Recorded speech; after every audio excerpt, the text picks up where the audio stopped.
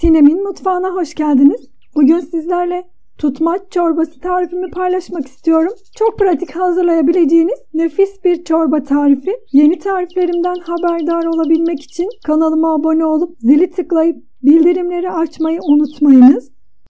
Tarifimiz için tencereme 1 litre su alıyorum.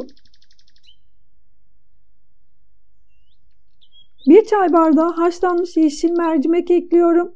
1 çay bardağı haşlanmış nohut ekliyorum. 1 çay bardağı erişte ekliyorum. Şöyle bir karıştırıyorum.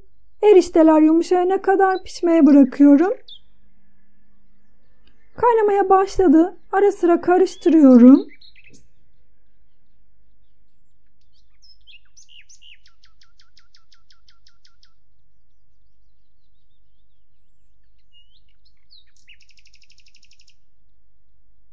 Eriştelerim pişmeye başlamış. 20 dakikada eriştelerim pişti. Bu arada terbiyemiz için kaseme 5 yemek kaşığı yoğurt, 1 yemek kaşığı un, 1 tane yumurtayı aldım. İyice çırpıyorum. Çorbamın suyundan terbiyeme biraz aldım ve karıştırıyorum. Bu işlemi terbiyemizin kesilmemesi için yapıyoruz. Terbiyem bu kıvama gelene kadar su ekledim. Sürekli karıştırarak terbiyemi çorbama ekliyorum. Çorbam kaynayana kadar sürekli karıştırdım. Kaynamaya başladıktan sonra ocağın altını kıstım. Kısık ateşte 10 dakika pişireceğim. Bir taraftan da 2 yemek kaşığı tereyağı ve 1 tatlı kaşığı nane aldım. Eritiyorum.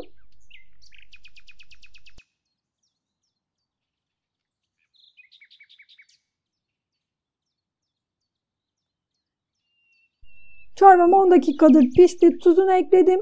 Tereyağı ve nanesini de ekliyorum.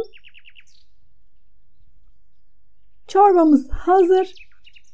Ocağımın altını kapattım ve çorbamı sıcak sıcak servis ediyorum. Hazırlaması çok kolay, çok da lezzetli, nefis bir çorba. Umarım sizler de dener ve beğenirsiniz. Denedikten sonra beğeni ve yorumlarınızı bekliyorum. İzlediğiniz için teşekkürler. Bir sonraki tarifimde görüşmek üzere. Hoşça kalın.